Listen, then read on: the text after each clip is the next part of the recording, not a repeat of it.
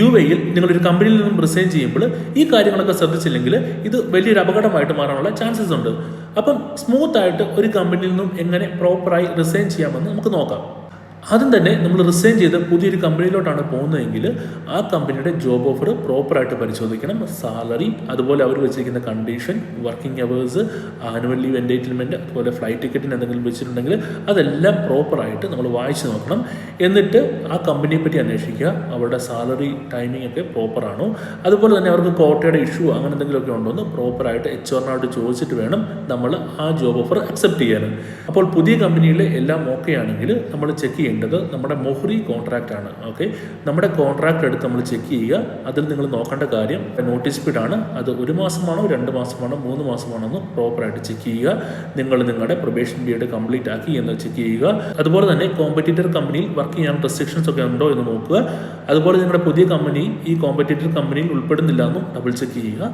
ചില കമ്പനികളൊക്കെ 1 ഇയറിന് മുമ്പ് റിസൈൻ ചെയ്താൽ ട്രെയിനിങ് കോഴ്സ് തിരിച്ചു കൊടുക്കണം എന്നിട്ട് ഒരു ക്ലോസ് വെച്ചിട്ടുണ്ടാവും. അങ്ങനെ ഒന്നും നമുക്കില്ല എന്ന് നമ്മൾ ഉറപ്പുവരുത്തുക. പിന്നെ ഉള്ളത് റെസിഗ്നേഷൻ ലെറ്റർ സബ്മിറ്റ് ചെയ്യുക എന്നുള്ളതാണ്. നമ്മുടെ പ്രൊബേഷൻ പീരീഡ് ആണ്, അതനുസരിച്ച് നമ്മൾ നോട്ടീസ് പീരീഡ് കൊടുക്കണം.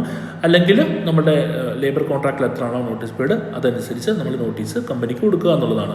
ഈ നോട്ടീസ് പീരീഡിൽ മുഴുവൻ ദിവസവും നമ്മൾ വർക്ക് ചെയ്യണം എന്നുള്ളത് കമ്പൽസറി ആയിട്ടുള്ള കാര്യമാണ്. നമ്മുടെ ലാസ്റ്റ് വർക്കിംഗ് ഡേയുടെ അന്ന് നമ്മൾ പ്രോപ്പറായിട്ട് ഹാൻഡിങ് ഓവർ കൊടുക്കണം. നമ്മൾ എന്തൊക്കെ ജോലിയാണ് ചെയ്തുകൊണ്ടിരുന്നത്, നമ്മുടെ പെൻഡിങ് ആയിട്ട് എന്തെങ്കിലും ടാസ്ക് ഉണ്ടോ, അതുപോലെ തന്നെ നമ്മുടെ എന്തെങ്കിലും ലോഗിൻ പാസ്വേഡൊക്കെ നമ്മൾ യൂസ് ചെയ്തിട്ടുണ്ടാവും, അതെല്ലാം നമ്മൾ പ്രോപ്പറായിട്ട് നമുക്ക് ആർക്കാണോ ഹാൻഡിങ് ഓവർ കൊടുക്കേണ്ടത്, നമ്മുടെ മാനേജർ ആയിരിക്കും, അത് നമ്മുടെ കൊളീഗ് ആയിരിക്കും, അവർക്ക് പ്രോപ്പറായിട്ട് റിട്ടേൺ ആയിട്ട് എഴുതി ഹാൻഡിങ് ഓവർ കൊടുക്കണം.